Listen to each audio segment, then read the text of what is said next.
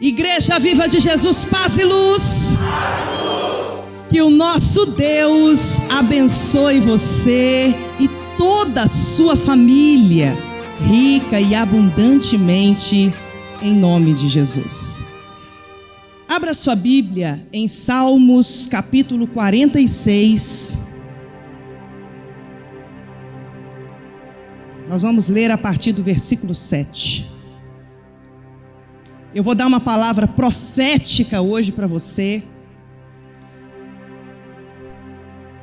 Especialmente para você que não tem muita paciência de esperar o agir de Deus na sua vida. Como diz o nosso apóstolo, mudou a cabeça, mudou? Mudou a cabeça, mudou? Então tem que mudar a sua forma de pensar. Vira para a pessoa que está do seu lado e fala para ela assim: mude a sua forma de pensar. Porque Deus tem o tempo dele e a hora certa que Ele vai dar para você aquilo que você quer. Todas as vezes que uma pessoa precipita, ela cai do precipício. Todas as vezes que uma pessoa atropela os processos de Deus na sua vida, ela atrasa a vida dela. Todas as vezes que ela toma um atalho, ela sai do caminho. Como diz o senhor meu marido, Bispo Rodrigo, se atalho fosse bom, não seria atalho, seria caminho. E eu ouvi isso dele um dia viajando de carro. E esse homem, porque ele já sofreu um acidente de carro, capotou o carro quando ele era muito novo, ele é meio traumatizado com correr. Então ele chega atrasado se estiver fora do horário, mas ele não corre. Porque tem colheitas na vida da gente que trazem um certo trauma que é bom. Porque nos poupa a vida, nos traz segurança, nos traz sabedoria. E um dia estávamos, meu marido, eu e nossos 2 filhos no carro, saindo de Belo Horizonte, indo para São Paulo encontrar meu pai. E meu pai é aquela pessoa que bota pressão, né? Bota fogo. E ele ligava a cada meia hora para botar no viva voz e falar com as crianças. Cadê vocês? Estão esperando para o almoço? Eu vou morrer de fome desse jeito. Vem logo. Manda seu pai acelerar e tal. Mexendo com as crianças, né? E aí o Davi me vendo tranquila, porque eu já conheço meu marido. Nós estamos há 15 anos juntos. Então eu já... Tem coisa que eu nem luto com ele não, porque eu já sei que é guerra perdida ali. E aí, o que aconteceu? Davi falou assim: mãe, nós paramos no Grau para fazer um lanche lá. Aí ele falou: mãe, deixa eu ir na frente, que eu vou ajudar meu pai a ver o GPS. Falei: vai, não tem problema não. Bom que eu vou dormir e curtir sua irmã aqui atrás. E aí eu fui lá para trás e ele ficou na frente com o pai dele. E aí o Davi tá lá, né? Nervosão, rodando o celular e o GPS, toda hora põe o endereço para ver se muda o caminho. Aí de repente o Davi dá um grito: achei um atalho! E aí meu marido soltou essa pérola e eu falei: vou escrever sobre isso. Ele falou assim: Davi, se atalho fosse bom, não seria atalho, seria o caminho. Falei: nó, vou escrever. E escrevi mesmo. Estou lançando um livro sobre isso. O caminho do processo e do milagre. E aqui tem um capítulo inteiro que eu falo sobre isso. Inclusive o nome do capítulo é: se atalho fosse bom, não seria atalho, seria caminho. Porque isso é para a vida. E resumindo a história do carro, meu marido não mudou o caminho, porque o Davi pressionou para pegar um atalho. Ele seguiu o caminho e a gente chegou no horário. E estamos vivos. Então, a lição é: se atalho fosse bom, não seria atalho, seria caminho. Repitam comigo: se atalho fosse bom, não seria atalho, seria o caminho. Isso faz sentido para você? Diga amém. Então, essa situação é melhor você fazer igual o meu pai fez com o bispo Dom Luiz de Carvalho. O bispo Dom Luiz de Carvalho, há muitos anos atrás, estava liderando a obra na Bahia.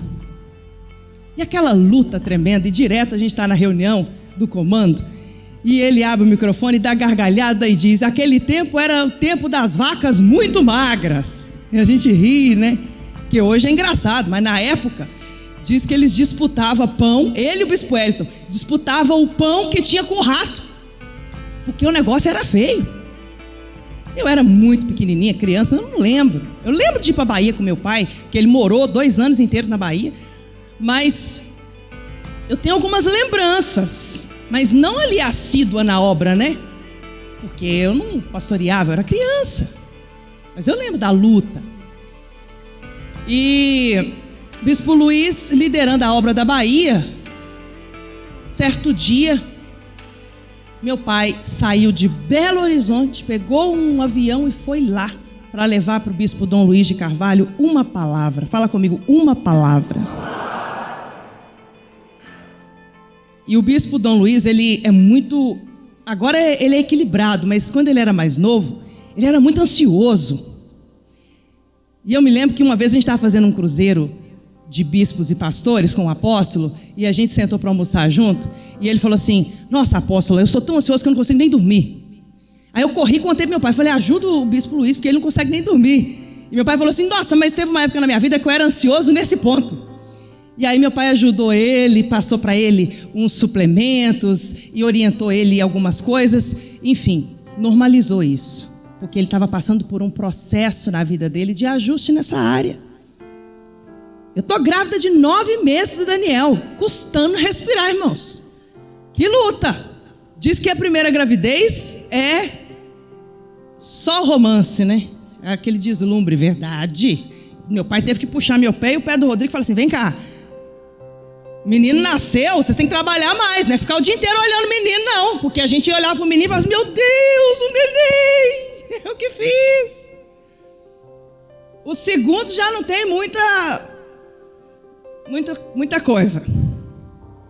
Porque o segundo você fala assim: agora eu tenho que dobrar o trabalho. Aí você já está com mais maturidade. O terceiro, você descobre que está grávida e começa a pensar: que dia que vai nascer, hein? Vamos acelerar isso aí para nascer logo. Mas perde esse romantismo. Isso não é frieza, isso é maturidade. Isso é a vida que traz.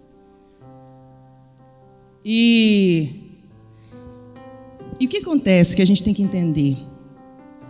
Se a gente atropelar os processos da vida, a gente colhe fruto desse atropelo que não é bênção na nossa vida. Eu quero mostrar isso para você na palavra de Deus hoje. Tem hora na vida da gente que a gente está semeando certo, fazendo a coisa certa, e a gente fica ansioso esperando a colheita. E aí você tem que esperar de Deus o tempo certo dele te entregar aquilo que você quer e aquilo que você plantou. Se eu atropelar minha gravidez e querer que... Eu estou na primeira semana do 9º mês. Se eu quiser que meu filho nasça agora, ele vai nascer e vai ficar internado. Por quê? Porque o pulmão não está maduro. Não está na hora. Tem que esperar os 9 meses. Ah, mas eu quero muito. Não interessa os meus sentimentos. Não interessa o meu desejo. Interessa o seguinte: tem um processo, um ciclo de 9 meses para um bebê nascer, cheio de saúde. E quando eu receber alta, recebermos alta eu e o bebê, cheio de saúde. Bispo Dom Luiz estava lá na Bahia, liderando a obra na Bahia. E muito ansioso, desesperado. Por quê? Porque a obra não crescia rapidamente como ele queria, trabalhando muito, porque ele é muito trabalhador. E aquele desespero todo. E meu pai saiu de Belo Horizonte, foi lá na Bahia para dar para ele uma palavra. Que palavra foi essa? Aquietai-vos e sabei que eu sou Deus. Por que Deus falou isso para o bispo Dom Luiz de Carvalho na boca do apóstolo? Porque Deus viu quanto esse homem estava semeando, o quanto ele estava ralando, o quanto ele estava plantando, o quanto ele estava entregando mais do que lhe era pedido. Só que a colheita dele não viria imediatamente. Ele estava passando por um processo. Hoje ele é um dos bispos mais importantes da obra. Ele comanda a obra com o apóstolo, comigo, com os bispos do comando. A palavra dele tem um peso tremendo para decisões do nosso apostolado, tanto do apóstolo quanto o meu. Mas isso não aconteceu como um milagre. Tem coisas na vida da gente que é um milagre. Que você sacrifica e gera esse milagre e recebe o milagre de Deus. Mas tem coisa na vida da gente que é um processo. Você não consegue pegar um atalho, porque se atalho fosse bom, não seria atalho, seria o caminho.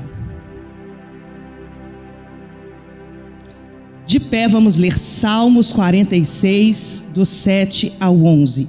Diz assim: o Senhor dos exércitos está conosco. Quem crê nisso, diga amém. Isso não quer dizer que você vai sentir Ele o tempo todo. Isso quer dizer que você crê. E porque você crê, você vive deste modo.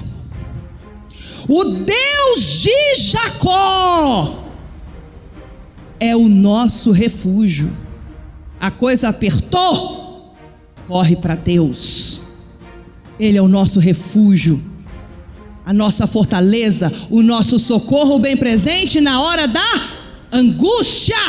Num processo tem dias de angústia, tem dias de desespero, tem dias de vontade de sair atropelando tudo, tem dias de que dá vontade de desistir.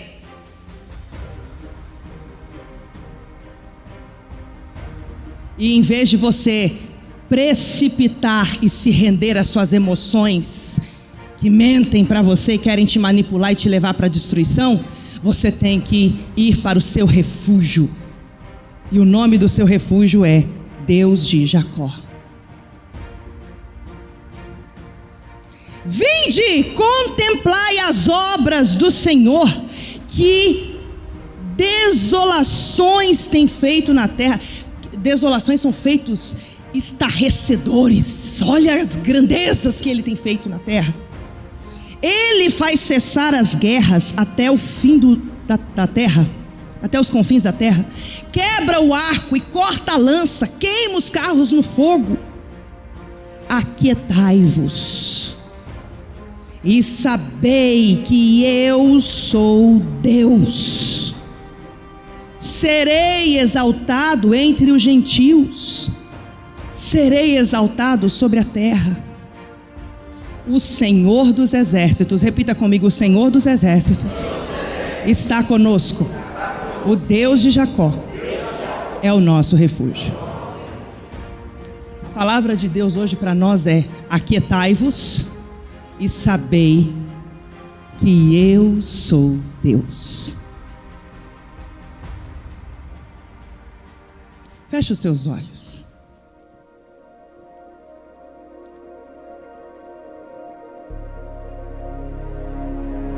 Pensa no seu processo.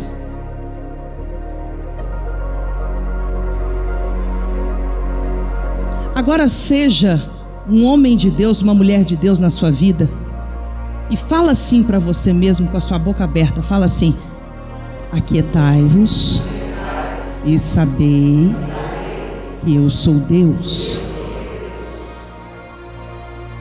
De novo, prega para você mesmo, vai. Aquietai-vos e sabei que eu sou Deus. Pela terceira vez, vai. Aquietai-vos e sabei que eu sou Deus. Deus, faça uma grande obra aqui, na mente, no coração que precisa ser guardado, porque o coração enganoso abriga os sentimentos, representa a alma. E há uma facilidade muito grande de ser volúvel. Os sentimentos mentem para nós. Então, Senhor, cria em cada um aqui um coração puro, um espírito reto. E venha, meu Pai, ajustar o que tem que ser ajustado. E que, ao terminar essa reunião, ao sair daqui, nenhum de nós estejamos como entramos, mas que sejamos moldados, disciplinados pelo Teu Espírito, pelo Teu poder. Em nome de Jesus. Amém. E graças a Deus. Palavra de Deus. Dá um beijo na sua Bíblia e pode se assentar.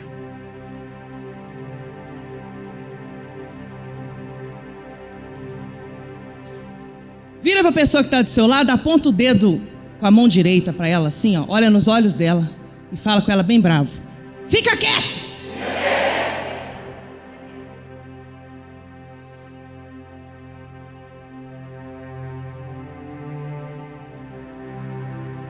Teve gente que não ficou bravo, tem que falar bravo.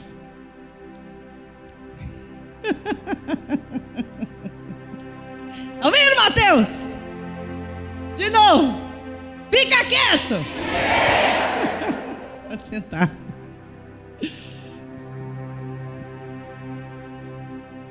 Agora vira para ele de novo e fala assim: mas faz sua parte. E deixa Deus agir. Um dos louvores que Deus deu ao meu pai, que mais Deus trabalhou pesado em mim. É incrível, né? Ele começa assim: deixa Deus agir na sua vida. Ninguém pode fazer aquilo que só Deus pode fazer. Deixar Deus agir. Aquietai-vos e sabei que eu sou Deus. Isso tudo está falando de processo. Fala comigo assim: o sacrifício gera milagres.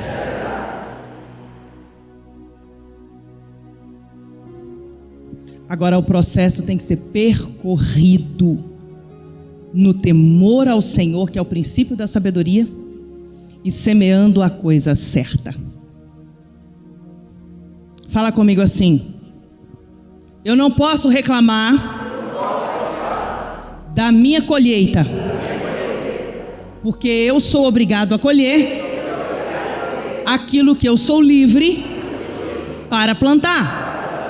Onde que você escolhe o que você vai colher? Onde você escolhe o que você vai colher na sua vida?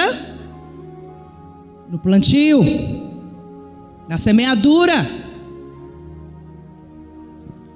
A palavra de Deus diz que você não pode olhar para um espinheiro e esperar receber dele figos ou uvas. Se eu olhar para um pé de jabuticaba, eu posso, por mais que eu deseje isso, eu quero muito que aquele pé de jabuticaba me dê limões. Eu vou colher limão, sim ou não? Não, por quê? Porque eu plantei jabuticaba. Quem está entendendo, diga amém.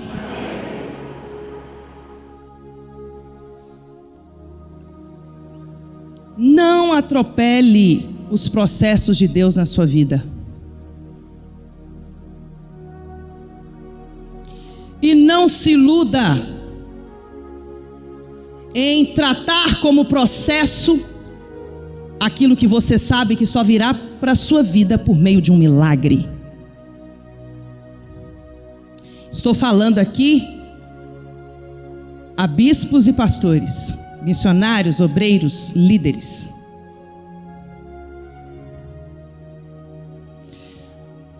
Se você quer receber de Deus a recompensa de um ministério glorioso, frutífero, próspero, crescente, o caminho certo para obter esse resultado é preparar uma oferta de sacrifício e colocar no altar, para que por meio de um milagre Deus te dê um ministério glorioso, frutífero, crescente e próspero? Sim ou não? Não.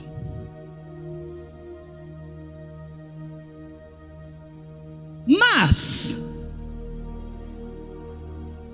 se eu, sendo apóstola, filha de um apóstolo verdadeiro de Jesus, tenho um filho, meu primeiro filho, que nasce doente, asmático, com dermatite atópica no rosto e em todas as dobrinhas do corpo, dobrinha do braço, atrás do joelho, do pescoço, com dermatite atópica. Alguém aqui sabe o que é isso? Quem sabe o que é dermatite atópica? É uma doença onde vai saindo um monte de bolinha, vira ferida e fica purgando água. E no seu primeiro ano inteiro de vida, essa apóstola, filha de um verdadeiro apóstolo de Jesus, assiste esse seu primeiro filho tomar antibiótico que desencadeava em diarreia, e isso gerava assadura e feridas, e isso um tormento sem fim. Olhando aquela realidade, se eu virasse para Deus e falasse assim: Senhor, eu vou por meio de um processo alcançar a cura do meu filho, porque o que eu preciso é de um milagre. O médico disse que não tem cura. Dermatite atópica não tem cura, asma não tem cura. Outro dia desse, meu pai estava no hospital para passar por um procedimento cirúrgico, né? E o médico perguntou para ele assim: você é asmático? Ele falou: não, nasci asmático, mas Jesus me curou. E o médico riu e falou assim: nascido asmático, será asmático até a morte. E ele na hora olhou para o médico e falou: está amarrado, eu não rejeito a minha cura, eu sou curado. Nasci asmático, Jesus me curou e não tenho mais asma. Imagina se ele recebesse aquele diagnóstico de novo. Na hora ele voltaria a ser asmático. Mas tem gente que quer ficar bem com todo mundo e não se importa o preço disso é ficar mal com Deus.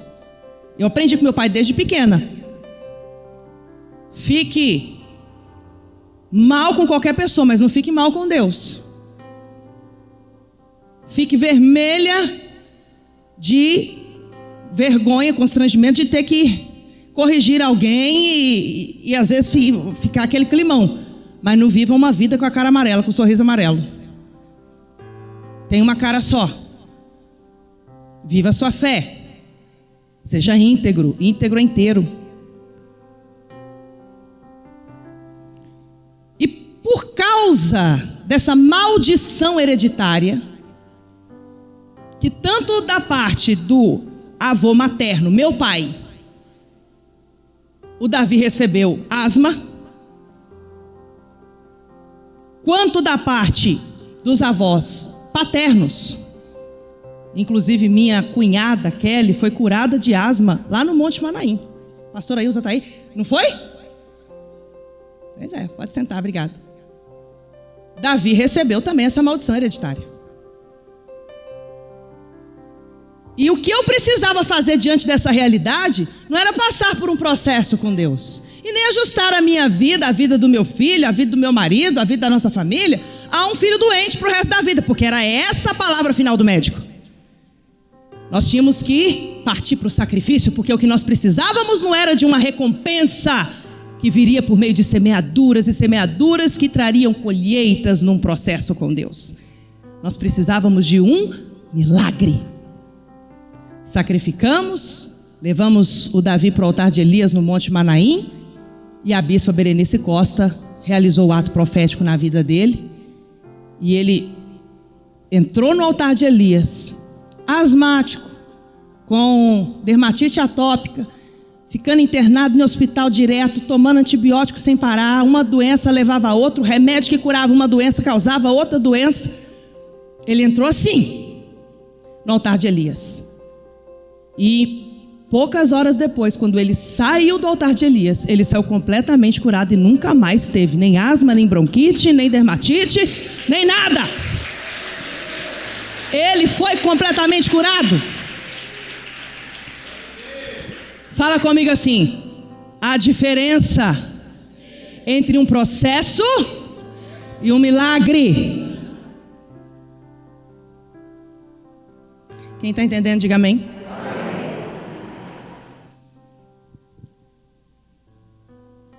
Irmãos,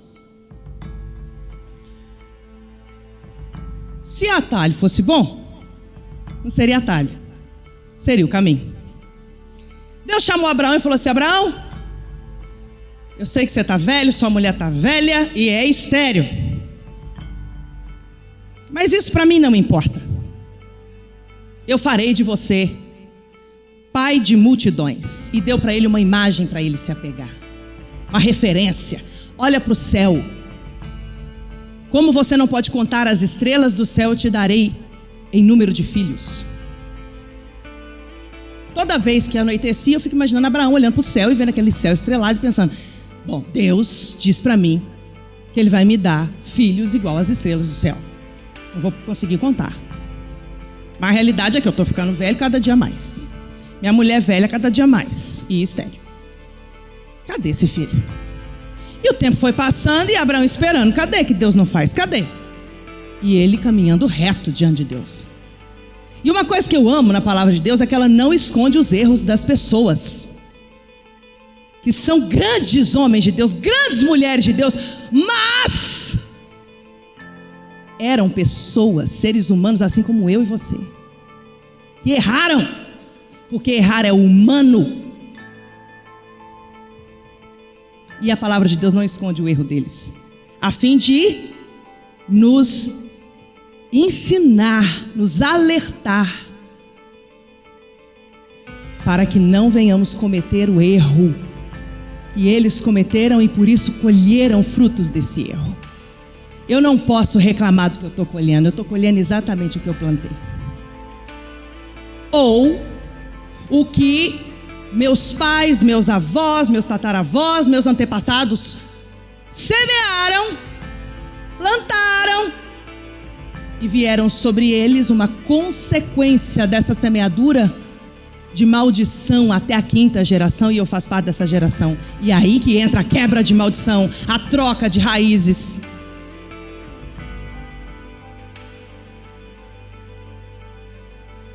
Porque eu interrompo isso na minha vida, porque eu não quero assistir os meus filhos vencerem e lutarem, no caso, né? Não sei se vencerão, lutarem as guerras que eu covardemente fugi. As guerras que você foge, não enfrenta, não luta, prepara, porque você vai assistir seu filho lutar. Se eu tenho um vício de cigarro e tenho um dos meus pais viciado em cigarro, e os pais desse pai ou dessa mãe viciada em cigarro, eu posso preparar para assistir meu filho ter que lutar essa guerra contra o vício.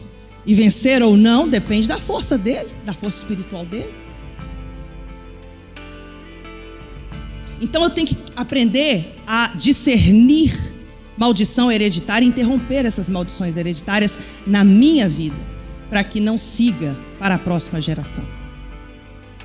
Trocar as raízes da minha vida, para que eu não seja mais filha espiritualmente do meu pai e da minha mãe, naturais, biológicos ou adotivos, como aconteceu com Moisés. Quando Deus foi trocar as raízes de Moisés diante da sarça ardente, Deus falou claramente para ele o seguinte: diante de uma sarça ardente, onde não se consumia, sustentada por raízes, Deus falou para ele assim: você não é mais filho de Joquebede e nem de Anrão, pais biológicos de Moisés, e muito menos filho adotivo da filha de Faraó.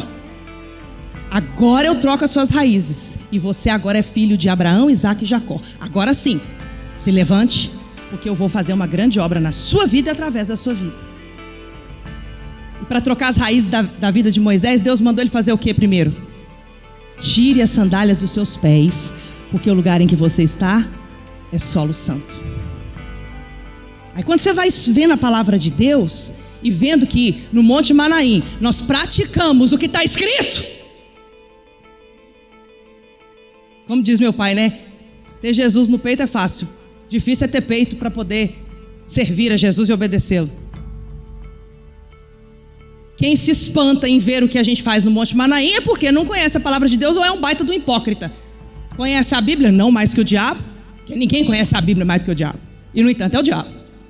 Mas não tem peito para seguir, não tem peito para fazer, e nem unção, porque também se não tiver unção não vale nada. Aí você vê, por que tem que tirar o sapato para entrar no Santo dos Santos? Por que é troca de raízes? Para trocar o passado e garantir o futuro em Deus pela fé. Por que o chofar? Porque Deus trocou as raízes de Davi por intermédio do profeta Samuel com o chofar. Então aí você vai entendendo muita coisa, que é revelada ao simples e humilde de coração, mas que busca,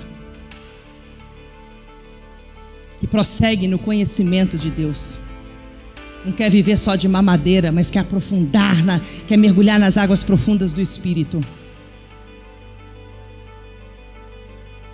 Então tem coisa na vida da gente que vem por meio de um milagre. O sacrifício gera milagre. E tem coisa na vida da gente que vem por meio de um processo.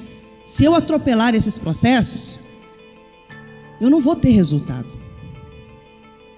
Abraão, homem de Deus, pai na fé, de todos os heróis da fé de Hebreus 11, de toda a igreja.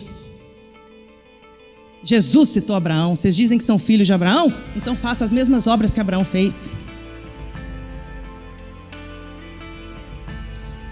O que Abraão fez? Deus falou para ele: eu vou te dar uma multidão de filhos, mesmo você sendo velho, sua mulher velha é estéril.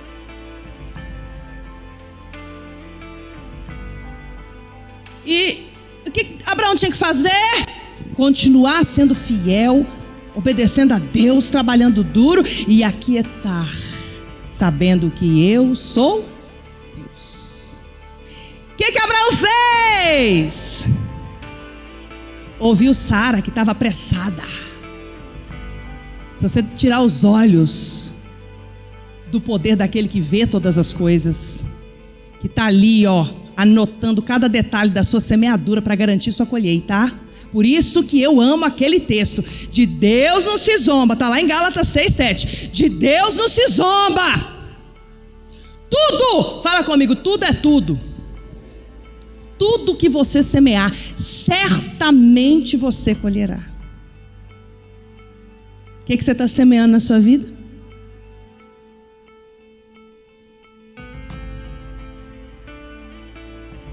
Abraão tinha uma grande promessa. Eu, Deus, por meio de um milagre, vou fazer de você e Sara pai de multidões. Só que Abraão, eu ouvi Sara, que estava muito apressada, tirou o olho de Deus e começou a ver possibilidades. Não tem jeito. E agora o que fazer?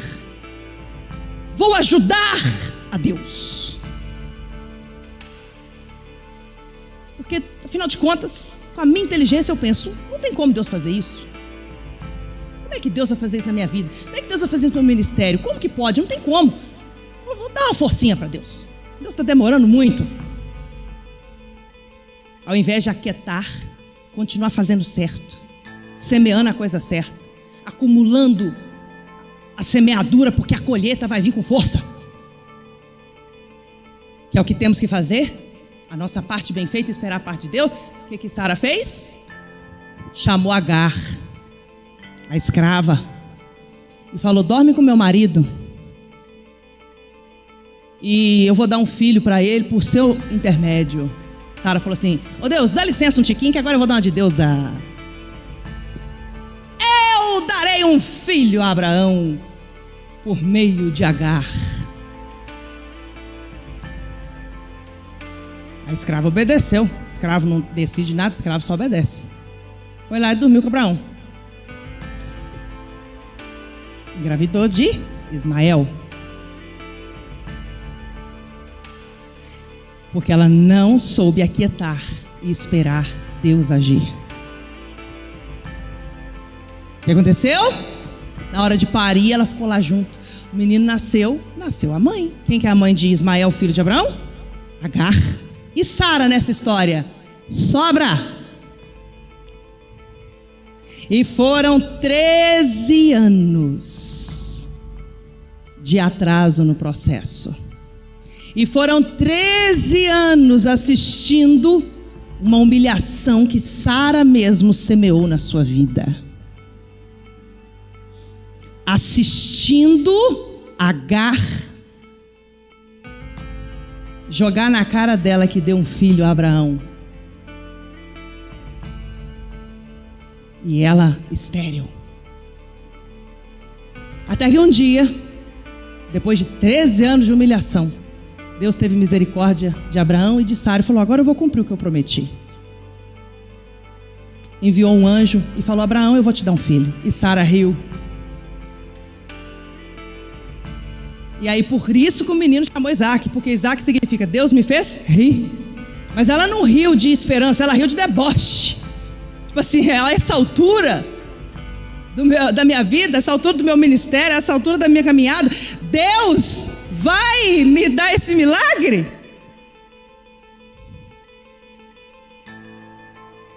Pois Deus deu.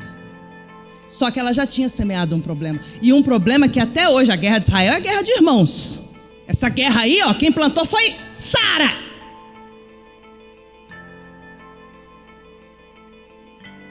E quando Isaac nasceu, Sara falou assim: agora eu não quero Ismael mais, porque agora Deus já deu seu filho. Manda embora. E foi um problema. Quando Deus chamou Abraão para dar o filho dele como sacrifício no altar, Deus não falou assim: pega o seu segundo filho e vai para o Monte Moriá sacrificar. Não, ele falou assim: Abraão, pega o teu filho, e deu ênfase, o teu único filho. Mas Isaac era 13 anos mais novo do que Ismael. Ele não era o único, muito menos o primeiro. Ele era o segundo filho de Abraão. Mas Deus não vai resolver problemas que você causa na sua própria vida. Problemas que você provoca na sua vida. Você que vai ter que lidar com isso. Sara que teve que lidar com Ismael. Sangrar o coração do pai. Porque para Abraão, Isaac e Ismael era filho igual, ou não? Uma coisa.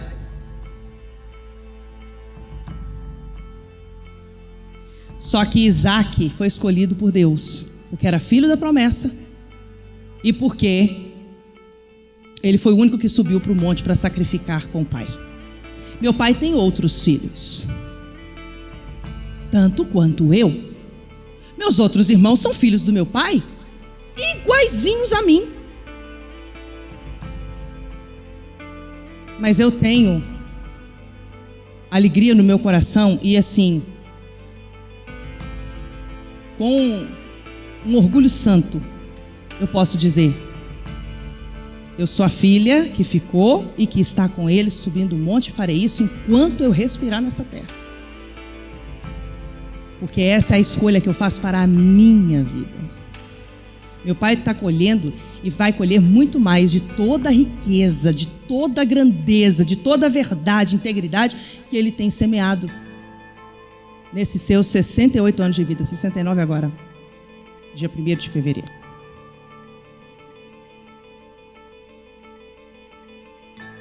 Então, observa aqui, Deus propôs para Abraão um processo, e no final desse processo um milagre, mas ele atropelou o processo e pegou um problema para a vida. José do Egito, eu escrevo muito nesse meu livro, Caminho do Processo e do Milagre, sobre José do Egito. Ele é a minha grande referência aqui. Depois de eu contar experiências de processos de milagres na minha vida, pessoal. José do Egito foi um homem brilhante de Deus. Um grande sonhador que Deus deu para ele uma visão. Seu ministério é esse aqui, José. É isso aqui que eu vou fazer na sua vida. Seus irmãos vão se curvar diante de você. Eu vou fazer um estrondo através da sua vida. Todos me verão na sua vida. E todos os feixes se curvarão diante do seu. E ele foi lá, abriu a boca e contou. Aí ele começou a entrar num processo. Apertado processo. Injustiçado, caluniado, jogado no poço, vendido como escravo, tudo quanto é coisa ruim. A mulher de Potifar mentindo sobre ele, levando ele a ser condenado, e ele de uma prisão a outra, aquela confusão toda que aconteceu num processo de 13 anos. Um processo que não foi ele que pegou para a vida dele, foi Deus que colocou sobre ele. Um processo para treiná-lo a ser governador. Quando você lê a história de José, você vai vendo que José, em todo lugar que ele estava, ele governava. Porque Deus estava preparando José para o milagre. O impossível que aconteceu na vida dele. O sacrifício gera milagres da ação de Deus na nossa vida. Deus entrega a cura. Deus entrega a libertação. Deus entrega aquilo que a gente tanto precisa, sacrifica por aquilo e recebe. Agora o processo é o contrário. Não é Deus preparando o resultado para nos dar, como acontece no milagre. O processo é Deus nos preparando para o lugar que nós queremos.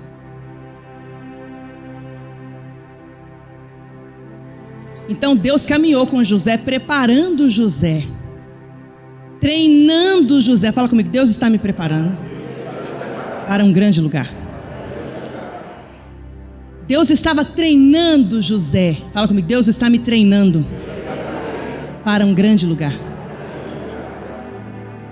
José passou por um processo de treinamento, de preparo por Deus, nesses 13 anos. E você vai vendo a história, você vê que onde José ia, ele era provado, mas não se corrompia, não cedia à provação. Ele vencia, ele governava.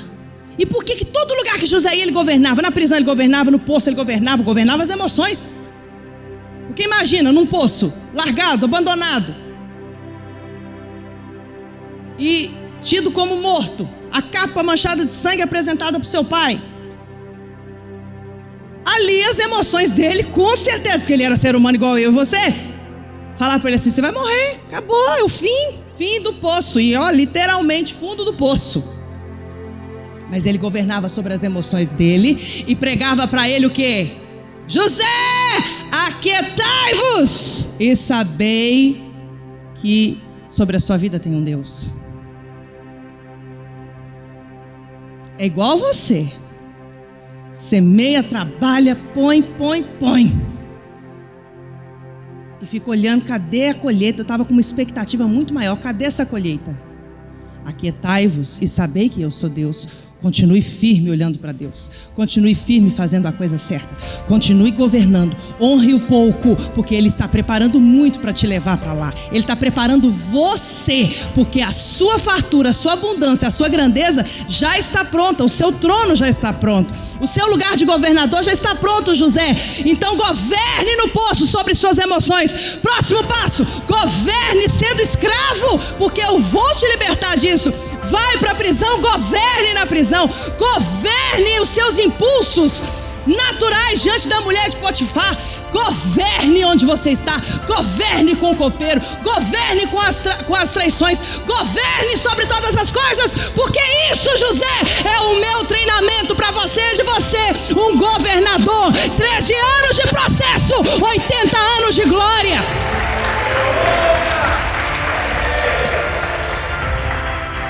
Isso mexe muito comigo. 13 anos de processo, todo tipo de injustiça, humilhação, e José focado, semeando. Qual foi a colheita dele? 80 anos como governador.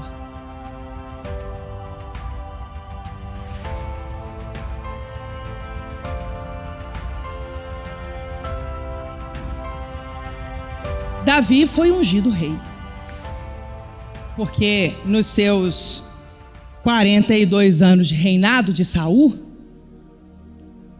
chegou um momento que ele decidiu atropelar o profeta, porque o profeta é que ditava, né, o que você vai ofertar a Deus de sacrifício, o que você vai apresentar a Deus.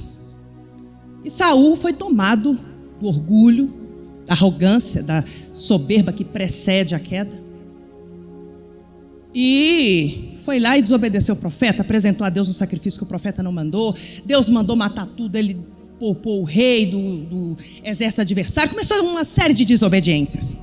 Deus não tem obrigação de terminar nada que ele não começou. O que ele começou, a palavra de Deus diz que quem começou a boa obra na sua vida vai terminar.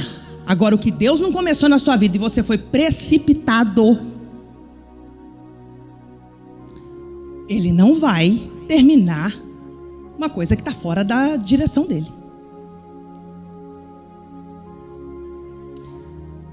Enquanto Saul estava obedecendo a Deus, teve até um tempo do reinado dele que ele prosperou, que ele foi homem de Deus. Mas ele se deixou corromper. Ele deixou o Deus interior, o ego, o orgulho, falar mais alto do que o Deus soberano. O achismo dele, os sentimentos dele, as emoções dele tomaram lugar da palavra de Deus, da ordem de Deus através do profeta. Toda vez que você lê na Bíblia que o apóstolo te instrui, que eu te instruo, algo que você tem que fazer que não é confortável, não fique com o incômodo dos seus sentimentos. Não substitua a palavra de Deus, a ordem do seu líder espiritual, pelos seus sentimentos, pelos seus achismos, porque você vai pegar problema para a sua vida. E não sou eu que estou dizendo isso. É a palavra de Deus que prova isso. Você acha? Eu sou ser humano. Muita coisa na palavra de Deus que eu leio, muita coisa que o apóstolo me manda fazer, eu não estou nem um pouco afim de fazer. Eu tenho todos os motivos para não fazer. Mas quem é muito bom em desculpas é péssimo em resultados. Ah, mas eu não fiz por causa disso. Ah, mas eu não deu por causa daquilo. Ah, mas não funcionou por causa de fulano. Ah, atrapalhou por causa de ciclano. Eu vou fazer, porque eu tenho a força de Deus que é por mim. Então eu posso tudo naquele que me fortalece. Não interessa se tem esse obstáculo, aquele outro obstáculo. Ele não me chamou para ser uma lesma, uma tartaruga. Ele não me chamou para ser um bicho que rasteja. Ele me ungiu para ser uma águia que voa acima das montanhas, acima dos problemas, acima dos obstáculos. E quanto mais fita os seus olhos no sol, mais força tem para voar mais alto.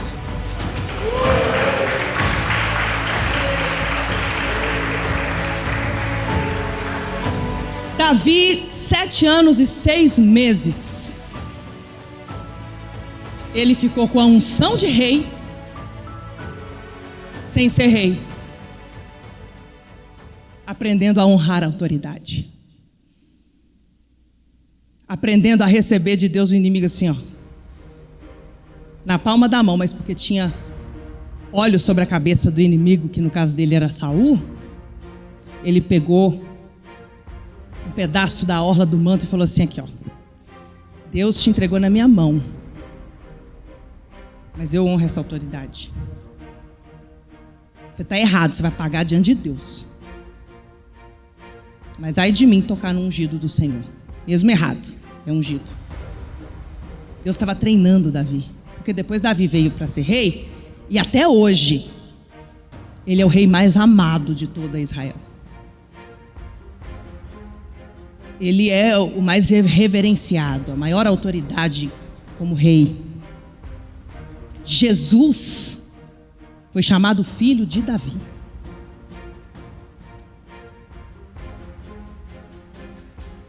Olha a magnitude que esse homem semeou, a grandeza que esse homem semeou em Deus.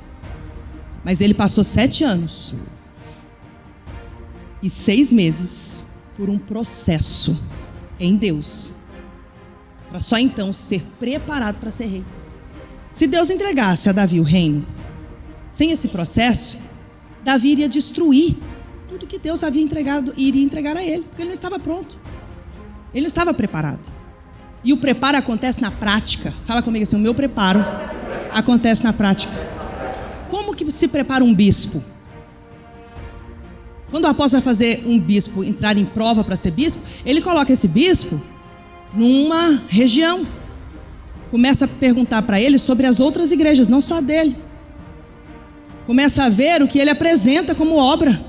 As obras dele é que dizem para o apóstolo, está pronto para ser bispo, ou não é um bispo. Saul foi escolhido pelo povo, mas Deus aceitou e mandou Samuel ungir ele. E ele foi reconhecido como rei, inclusive por Deus. Só que chegou um momento que as atitudes dele estavam dizendo, ele não é mais rei.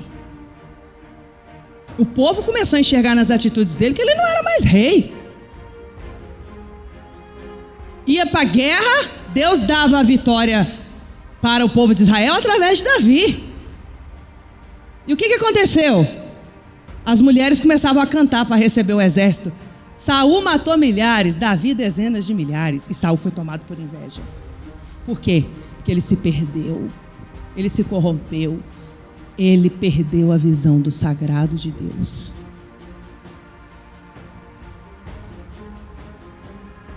Quem está entendendo o que eu estou dizendo, diga amém. Amém.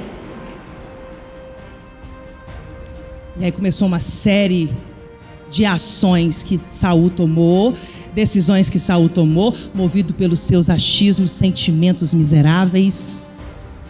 Perdeu o foco de Deus, perdeu a referência do sagrado de Deus, do profeta, e se autodestruiu.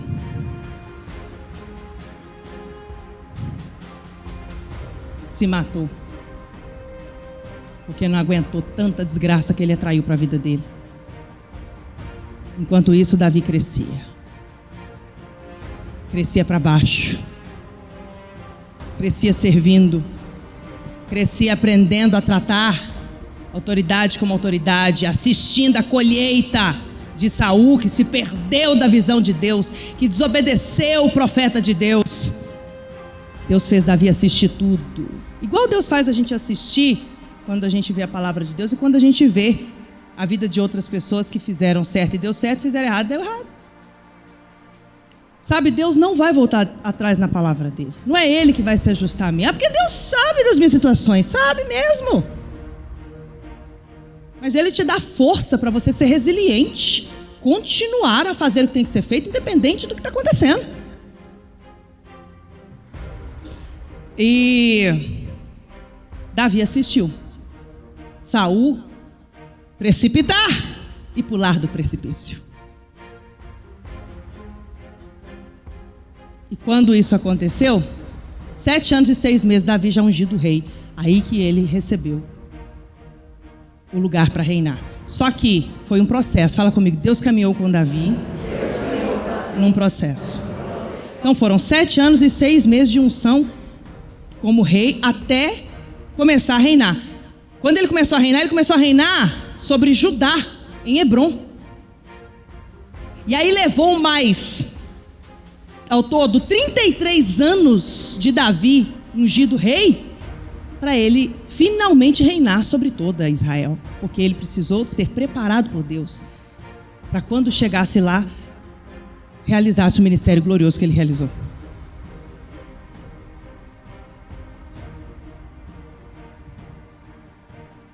Meu pai fala assim para mim, às vezes, né, a gente tem que fazer algo muito grandioso, que dá muito trabalho, e aí você fica empurrando, né, com a barriga, deixa para fazer mais tarde, porque vai dando aquela preguiça, vai dando aquele desespero, que você olha e fala assim, nossa, que montanha de coisa para fazer.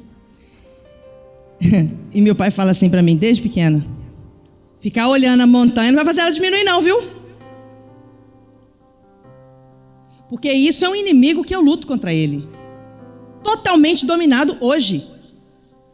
Mas, desde a minha adolescência, era um inimigo muito forte que eu, Daniela, tinha na minha vida. Tinha para casa para fazer, trabalho para fazer, eu ficava empurrando, botando um monte de coisa antes para fazer, empurrava. Até, assim, maquinando na mente, encontrar uma desculpa perfeita para dizer, não fiz, afinal de contas, estava ocupado com algo mais importante. E era mentira, eu estava mentindo para mim mesmo. Vou contar um negócio para vocês aqui. Vendo meu pai desde pequenininha, louco, apaixonado com a obra, vivendo o reino todo dia, o tempo todo. Eu olhava para ele e falava assim, é isso que eu quero para minha vida. Porque o seu filho vai fazer isso, ele vai desejar para a vida dele aquilo que te completa, aquilo que te dá contentamento. E eu via meu pai assim, pleno, né? Fazendo a obra de domingo a domingo e vivendo aquela intensidade da obra. E eu olhava para ele e falava, é isso que eu quero para mim. E aí o que aconteceu? Terrível eu era quando eu era adolescente. Sempre fui muito atrevida, né? Agora não, tá, irmãos? E isso na minha casa é um elogio, tá? Eu não corto as asas dos meus filhos, não. Eu sou firme com amor, mas eu canalizo a liderança, porque se eu abafar, ele vai implodir, que é explodir por dentro. Isso não é bom. Tem que canalizar. Se o seu filho é líder, canaliza a liderança dele, né? E provoque ele no caminho certo. Enfim, aí o que eu fiz? Olha só o que eu fiz. Esse negócio de empurrar com a barriga era tão forte em mim, e eu luto contra isso, porque a vida inteira tem coisas que você vai ter que lutar a vida toda. Eu vendo meu pai deslumbrado, né, com a obra, fazendo a obra dia e noite, e aí eu fiquei muito apaixonada com isso. E aí o que aconteceu? Eu comecei a ver uma forma de um missionário da obra que tinha carro me buscar na escola e me levar para o escritório da obra todo dia depois da aula, para eu ir embora para casa depois com meu pai ou com a minha mãe, na hora que eles fossem embora. Só que eles só iam embora de madrugada. E aí eu não podia faltar na escola, tinha que ir no outro dia cedo, e eu ia para a escola. E aí a professora falava, cadê o trabalho? Cadê o trabalho para casa, Eva, Daniela? E eu falava assim, professora, a senhora não sabe da minha vida nada. Estava trabalhando até de madrugada no escritório da igreja, então não pude fazer o para casa. E com isso, nessas desculpas, não posso fazer o trabalho. Não posso. Essa prova aqui eu não sei uma resposta. Sabe por quê? Porque eu estava trabalhando duro na obra. Era desse jeito. E qual foi a minha colheita dessa semeadura? Bomba! Ah, que absurdo! Ai, ai. Não aguenta a hipocrisia, né? Irmãos, semeadura tem colheita. Semeadura tem colheita. Então, a gente precisa entender que tem os processos da vida da gente. Agora eu estou vendo o Davi fazer isso. Já é a terceira segunda-feira que ele falta na escola porque está vindo para cá. Eu estou de olho. Eu estou deixando porque já passou de ano. Mas a gente tem que ficar atento a isso. Por quê? Para a gente não se sabotar. Não atropelar processos. E cada pessoa é uma pessoa, cada um é um. E Deus trata o indivíduo, Deus não trata a multidão. Está fazendo sentido para você? Quem está entendendo, diga amém. Então, veja só. O Senhor Jesus, Ele foi preparado por Deus 30 anos. Preparado por Deus, preparado pelo seu pai adotivo, José, que ensinou ele a profissão, e preparado pela sua mãe, Maria.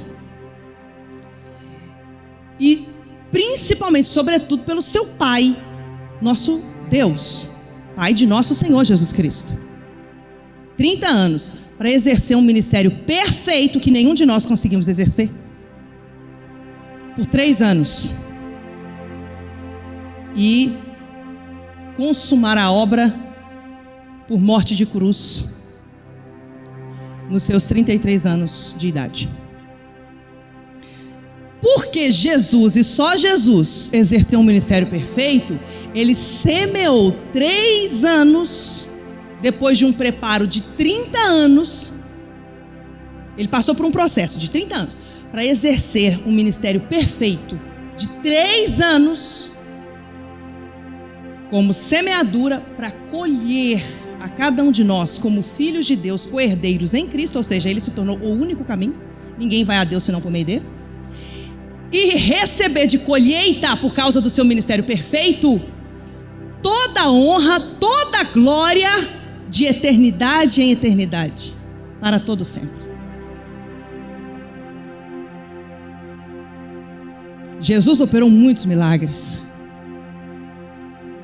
mas na hora que o diabo foi tentar Jesus, falou assim: você não é filho de Deus? Manda essas pedras transformar em pães, você não está morrendo de fome? Ele podia operar esse milagre, ele podia pedir a Deus esse milagre, mas ele entendeu que ele estava vivendo um processo de vencer o diabo depois do jejum, a título de nos dar exemplo e a título de completar a boa obra perfeita que só ele conseguiu realizar.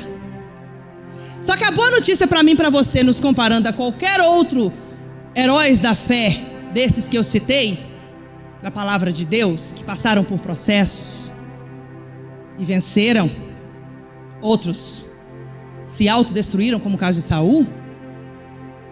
O que nós temos de vantagem em cima destes heróis da fé? Nós temos um tempo onde Jesus, que antes habitava fora do homem, agora habita dentro de nós. Nós temos um tempo onde o Espírito Santo agora habita dentro de nós. E essa é a força de Deus dentro de nós, nos transformando, nos impulsionando de dentro para fora.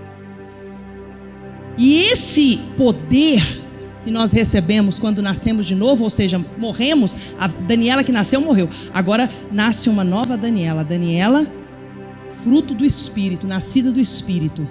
Ela agora tem poder de fazer o que a Daniela que nasceu não tinha.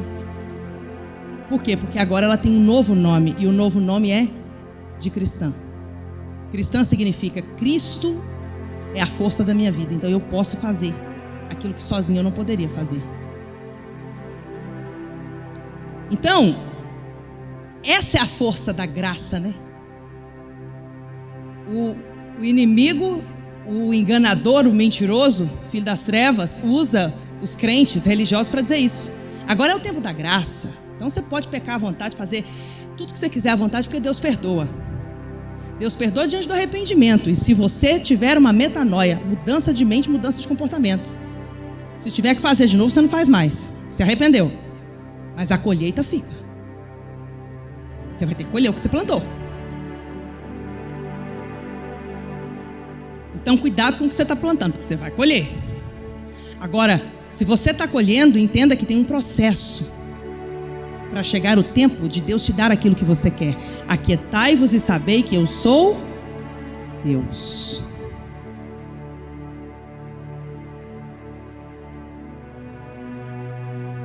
Não tem jeitinho, irmão. Não tem jeitinho. A graça é um favor que a gente não merece, mas Deus quer nos dar. E ela não facilita as coisas, ela sobe a régua, ela sobe o nível de exigência de Deus para nós, porque antes não tínhamos Jesus dentro de nós, ele habitava fora do homem. Agora, no tempo da graça, ele habita dentro do homem. Então nós temos a força de Deus em nós, por nós. Então você pode ir além do que você iria sozinho, porque Deus está com você. E aí volta no salmo que nós lemos, porque Ele é o Senhor Todo-Poderoso que está conosco. Você pode fazer, você pode chegar lá, você pode conquistar, você pode passar por um processo. Agora você tem que aprender a discernir o que na sua vida virá por meio de um milagre, do que na sua vida virá por meio de um processo. Em 2015, quando o meu ministério apostólico foi revelado, Apóstola Sol, eu sofri muitos ataques na internet. E ali começou o meu processo do apostolado. Um amadurecimento pesado que Deus me forçou a ter, porque eu já era pastora, eu era primaz da igreja, primeira pastora, E foi um processo no primado. Por causa de um trauma pessoal que eu sofri, o Espírito de Deus ordenou ao meu pai: ela vai ser a primaz da igreja. Só que eu só era um adolescente de 15 anos, usando tomar que caia. E os bispos da obra falaram: apóstolo, o que o Espírito de Deus mandar o senhor fazer, tem o nosso apoio. E aí eu fui nomeada a primaz da igreja, a primeira pastora, e de 2007 a 2015, eu fui caminhando com Deus num processo do pastorado. Eu era pastora primaz, ou seja, a primeira pastora, mas na verdade eu era mais nova. Mas Deus tem umas coisas que Ele faz que não explica, ninguém explica. Mas Ele já estava caminhando comigo por um processo. É igual Davi, que foi ungido rei, ele nem era considerado na casa do pai dele. Ele não tinha estatura de rei. O profeta procurou um rei parecido com Saul, que a Bíblia diz que ele era um homem lindíssimo, alto, forte, musculoso, treinado para a guerra. Aí o profeta Samuel chegou na casa de Jessé e falou: deixa eu ver seus filhos. E aí ele foi procurando mais parecido com Saul para nomear rei. E Deus falou assim: escuta, ô profeta, eu não vejo como o homem vê. O homem vê a aparência, eu vejo o coração. Nenhum desses aí é. E aí Deus foi lá e mandou ele ungir Davi, fedendo a cocô lá no pasto, cuidando de ovelha. E o pai nem considerava ele. Deus falou para o meu pai assim: você está passando um trauma muito grande na sua vida pessoal. Minha mãe decidiu separar dele, do nada. Eu com 15 anos, no auge da puberdade, passando por situações que eu precisava da minha mãe ali comigo, entrando no período fértil, né, da vida da mulher, menstruando, meu pai que tinha que cuidar de mim e aquela coisa toda.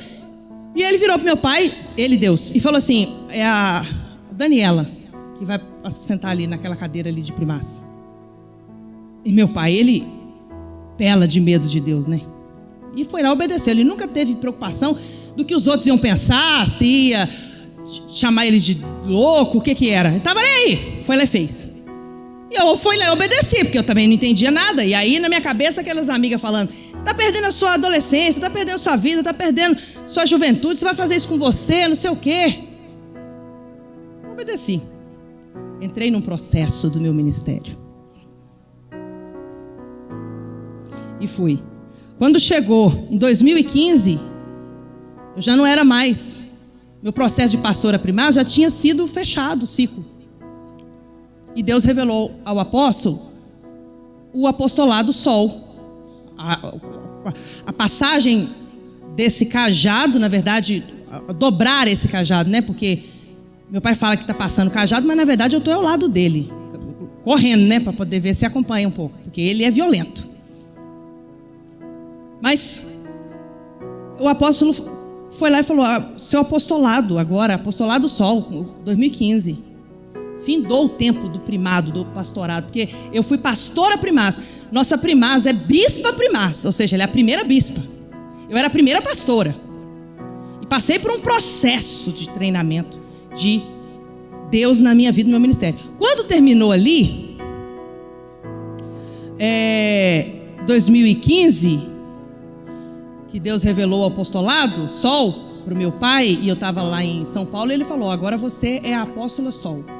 Eu lembro como se fosse hoje. Eu fiz umas fotos gravando Louvor Não Pare de Lutar, e ele pegou uma foto minha com uma veste azul e a espada na mão e fez um folder e anunciou para a igreja o apostolado.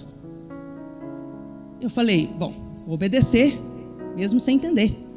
Irmãos, a partir dali eu conto nesse livro aqui detalhes de dentro do meu quarto, de dentro da minha casa, os processos que Deus me fez passar para chegar no ponto que eu cheguei hoje. Hoje eu estou num outro processo de maturidade no apostolado, mas o primeiro eu nunca vou esquecer. Eu conto aqui o que eu senti como mãe como mulher, como ser humano, quando diante dos ataques que eu sofria na internet dia após dia, meu filho chegou em casa com 4 aninhos de idade e falou assim: mamãe, por que colocaram uma foto sua com um garfo do diabo na internet? Você não faz bem às pessoas? Por que você está vestida assim e eles estão falando que você é o diabo? Como é que explica isso para uma criança de 4 anos? Passei situações na minha vida, eu conto aqui nesse livro a história do copo amarelo, onde eu recebi dentro da minha casa uma pessoa, porque eu estava assim no auge da minha angústia, do meu desespero, de tanto ataque. Eu ia pregar na igreja e tinha um tanto de repórter filmando trecho da mensagem para distorcer e botar na internet e me chamar de tudo quanto é nome, Jezabel, filha de Beelzebu, demônio, não sei o quê. Isso tudo no ingresso do meu ministério apostólico.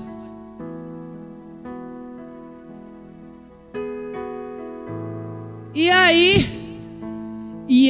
eu filtrando para não passar para meu pai, porque eu queria continuar ali. E eu não queria, passar isso para ele como se eu estivesse considerando. Mas a verdade é que dentro do meu emocional o negócio estava assim, uma guerra. A tal ponto que meu marido, quando eu dormia, pegava o talite e me cobria para orar e pedir a Deus para mandar os anjos para me ajudar, porque ele como bispo e eu na condição de apóstola, ele não podia fazer muita coisa. Ele não tinha como me ajudar além da ajuda de marido. E eu digo para você que se eu estou aqui hoje é também por causa desse homem de Deus, porque esse homem orou por mim. Esse homem me esperava eu dormir para orar. É, sério. Obrigada, amor, pode sentar. Então case bem se você ainda não é casado. Porque ser marido de uma apóstola, às vezes você olha e fala assim: nossa, esse homem é durão, hein? Nossa, Deus, o bispo é durão. Mas se ele não fosse, se ele fosse um mole, se ele fosse uma plasta, irmão, ele não estaria aqui nem eu, porque a guerra é grande. E ele me via naquela situação emocionalmente abalada, e tendo que pregar esperança, pregar fé, pregar força, orar a oração de Manassés, curar o povo, libertar o povo. E eram 7 reuniões com espera do lado de fora, aquela multidão abarrotando o Santuário 7 de São Paulo, aquela pressão violenta, e eu fazendo programa de televisão ao vivo, todo dia de madrugada, depois das reuniões, ainda gravava o programa de rádio. Nessa época veio a oração da madrugada, mas pensa assim, teste sobre teste. E nesse processo que eu estava vivendo no meu ministério, eu fui diagnosticada com 2 tumores na garganta. Ah, que lindo. E eu só tenho a autoridade de Deus para escrever esse livro como eu escrevi, falando a diferença de processo e de milagre, porque eu vivi isso na minha pele. E ao mesmo tempo, no mesmo período, eu passei por um processo do ministério que foi muito doloroso. Sangrei demais. E passei por um processo do milagre que foi muito doloroso. Sangrei demais.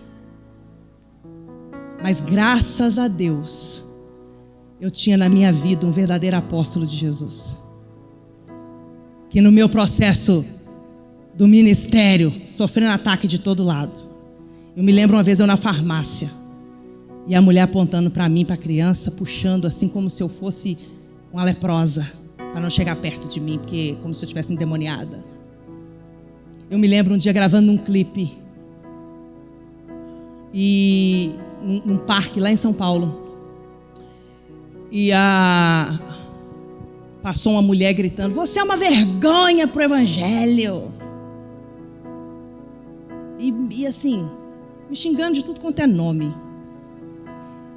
E algumas desses ataques nesse processo de Deus me forjando para o apostolado, então você pode falar o que você quiser, não estou nem aí, porque eu venci esse processo. Eu fui forjada por Deus nessa guerra. E em algumas situações dessa que me atingia em cheio, eu ligava para o meu pai e falava: escuta, aconteceu isso e isso, o que eu faço numa situação dessa? E em várias vezes ele me chamava, abria a Bíblia para mim e falava: olha aqui Jesus sendo chamado de filho de Beelzebu. Você está no caminho certo. Continue semeando. Sua colheita vai chegar. E anos passando, e aquela luta toda, e ele me chamava e falava: vem aqui, lê aqui para mim. Bem-aventurados sois vós, quando vos injuriarem, e por causa do meu nome, falarem todo mal contra vós. Você está no caminho certo, Daniela, continue. Continue, não pare de lutar, continue. E você sabe quando esse processo fechou de ataque? Quando Deus deu para ele o louvor como águia, e ele falou, você que vai gravar isso aqui. Porque você acreditou quando ninguém acreditou, você venceu onde outros perderam. E eu não estou falando isso só sobre mim, eu estou te dizendo que esse é o método de Deus para forjar homens e mulheres grandiosos no ministério, e é o processo que Ele está conduzindo você. Se você escolher todos os dias continuar firme, fazendo certo, semeando, fazendo a sua parte diante de Deus. E o milagre, graças a Deus eu tive o meu apóstolo, que na hora que eu liguei para o pai, para chorar, e falar, estou com 2 tumores na garganta, só faltava essa, e agora? Ele falou, eu não vou ser o pai dela, agora eu vou ser profeta de Deus na vida dela. Você pode ficar com os 2 tumores e com o seu carro que você acabou de pagar? Ó, que maravilha. Você vai ficar com 3 coisas, 2 tumores e um carro zero. Ou você pode sacrificar seu carro, ir para o Monte Manaim e Deus te curar lá, porque eu não posso fazer nada por você além de te falar a verdade. Se tem um trator hoje no Monte Manaim é porque eu dei em 2015 o meu carro zero de oferta de sacrifício no altar, que virou esse trator. Meu pai vendeu, comprou um trator para o Monte Manaim. E no Monte Manaim Deus me curou de 2 tumores na garganta na hora. Alguém aqui estava lá no dia? Olha quanta gente estava lá no dia. Na hora. Só que depois que eu venci o processo, eu saí de um nível e fui para outro nível. Depois que eu venci o milagre, conquistei o milagre pela fé, eu saí de uma voz e fui para outra voz.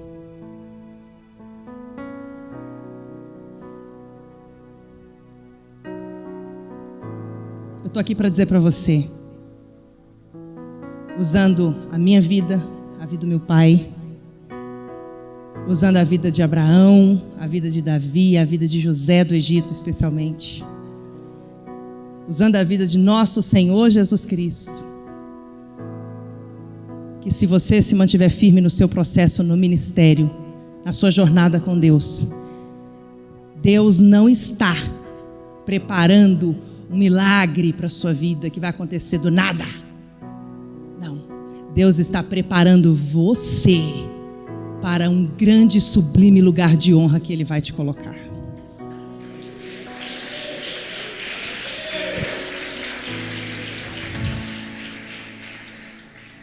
Fala comigo assim, eu estou num processo.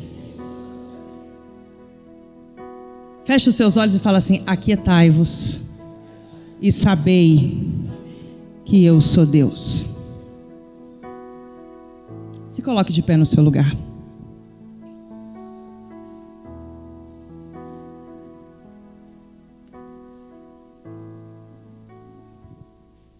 Em nome de Jesus. Se essa mensagem calou fundo aí no seu coração e o Espírito de Deus está arrancando raízes podres de hipocrisia, que estão mentindo para você, dizendo que mesmo você não se dando 101%, se esforçando além do necessário, só dando um pouquinho, só se esforçando um pouquinho, dando migalhas do seu esforço, do seu tempo, você vai colher um grande ministério. Se você tem vivido essa mentira, hoje eu creio, se você der abertura para o Espírito Santo de Deus trabalhar aí dentro do seu entendimento, Ele está arrancando essa raiz podre da sua vida e te forjando para de fato começar a crescer.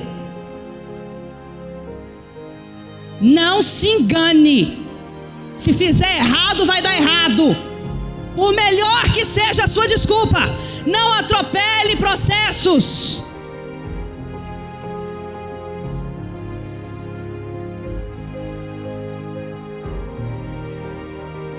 Faça certo que vai dar certo. Você entendeu?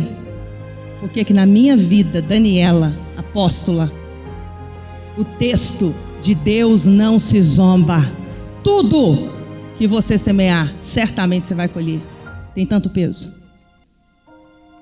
Porque eu semeei no escuro, sem ninguém ver.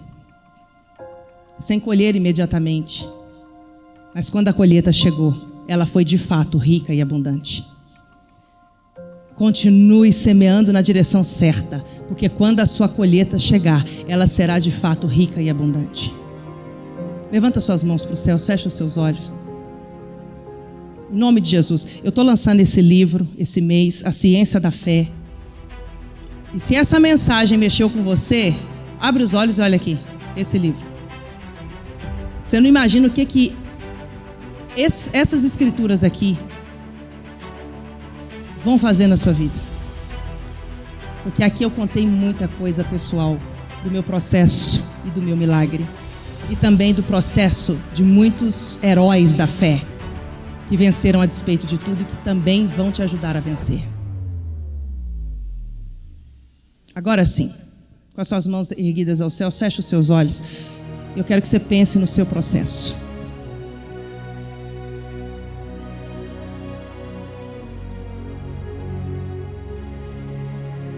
Não se deixe enganar. Como é que está a sua semeadura?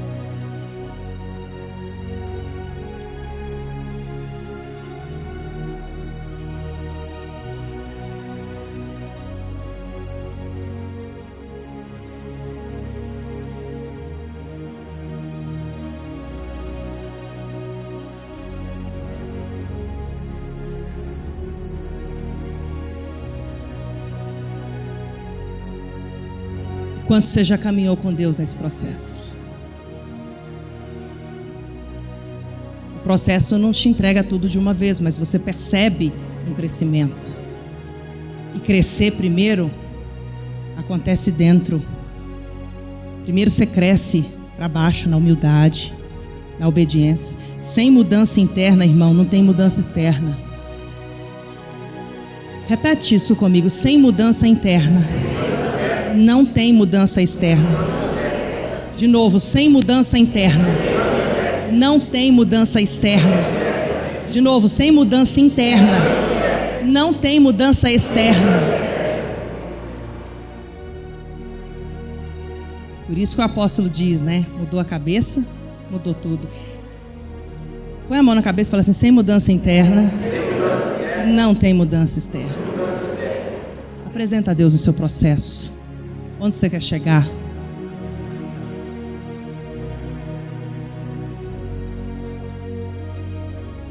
Muda a sua forma de pensar, porque Deus tem o tempo dele.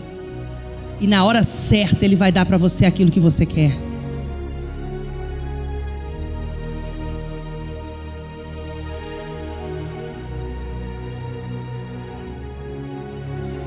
Se você tem semeado certo, na quantidade certa, na qualidade de obediência certa, aquietai-vos e sabei que eu sou Deus, você vai colher. Mas se você tem semeado errado, dando migalhas do seu trabalho, do seu esforço, migalhas de obediência, que é desobediência, porque obediência parcial é desobediência, certamente você também colherá.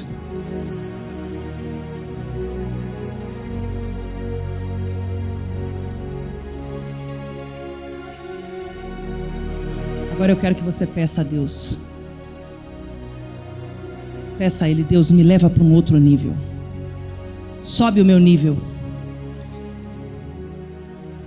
Meu nível de objetivo. Meu nível de mentalidade. Meu nível de fé. O meu nível de espiritualidade. De comunhão com o Senhor. Sobe o meu nível de obediência. Sobe o meu nível de sabedoria. Sobe o meu nível de força. Sobe o meu nível.